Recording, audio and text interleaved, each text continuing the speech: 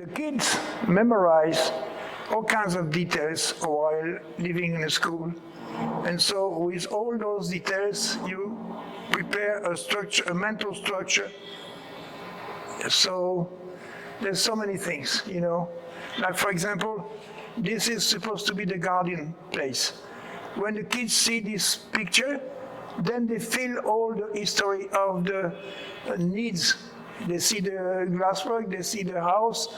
So there's so many things they could discover just being in the school. So I guess architecture, smelling, things they can see, it's already building the future of their life. There's so many details. Everything has to be created in function of the expectation you have for the kids to learn. What they see, what they smell, what they touch, where they sit, where they can run, everything has to be, every detail has to be created for them to become adults and have in their memories some memories they can use in their life, their future life. So. Wow.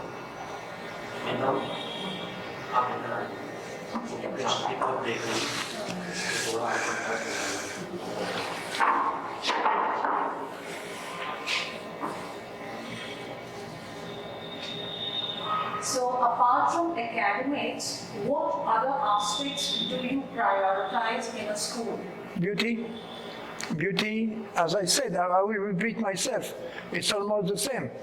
Beauty, sounds well, feelings, child, they are very sensitive. From the beginning of their life until 5 years old, all that is memorized at this time will last for a lifetime, okay? So those 5 years are the most important years of his life. So it's for the decider to decide what do they want for those kids to become. If you want to format them to be workers, then you put them in factories from the beginning. If you want them to be deciders or to be boss, you have to decide what to show. So it's structural. You create a structure, then you have kids that want the way you want them to become. That's all. It's manipulation. In some ways, it might not be the proper word, but it's manipulation. So you have to decide what you want kids to become. That's all. I worked for 15 years in a Montessori school in Norway. So all the Montessori connection with humans are built in a way that kids improve softness, beauty, colors, opportunities for the kids himself to grow by himself, to become who he is. The best teacher is the one that listens. Okay, so the kids have ideas by himself. He talks, and the teacher listens. And then from that listening, it gives the ability for the kids to become who he's supposed to become. That's the ability of the teacher to listen that makes the kids to become. That's the answer I just gave. It's all about a listening way of the teacher that knows things, that wants the kids to learn, but also the best way to teach is to listen to the pupils, their ways of expressing what they already have in mind. Because we are all inventors, we are all creators, we all give opportunities to new things to happen. Inventors need to have the time to become human, to have the ability to create their genius. So the best way for them to become geniuses is to have teachers that have the ability to listen to that genius that is like hatching in that egg.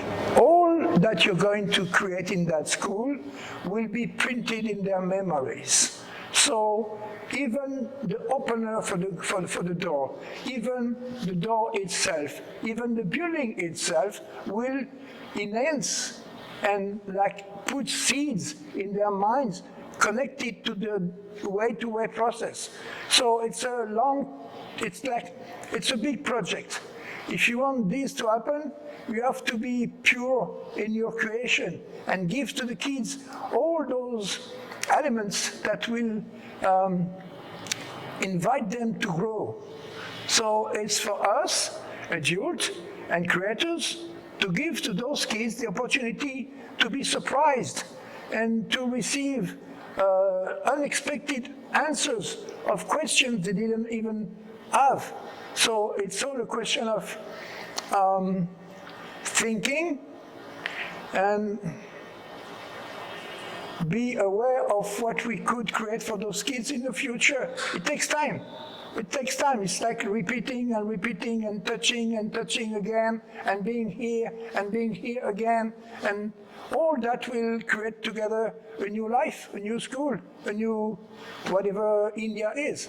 This is a dream, what you're saying. It's impossible. You know, we do our best for kids to learn and to receive gifts that we have in our hearts. But every human being has surprising. And surprisingly, that little boy will do bad with the good you're giving to them. It depends on their past and family past and generational past, so we cannot ensure. We can try to do the best we can, and then things happen. We have to be sensitive to what we think kids could be. You know, sometimes we think that if we build it soft, smooth, nice, aesthetic, smelly nice, and all that, we can think we can do that and then it will become nice. Who knows? We can try.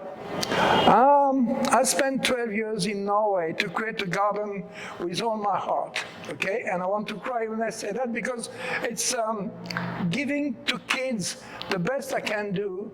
It's my depths, it's my life. I've been doing this all my life, I've been teaching all my life. Okay, so, you know, like now, I'm building a climbing occasion. Kids will climb on it. And they will climb on something beautiful. Even just seeing that will be a gift.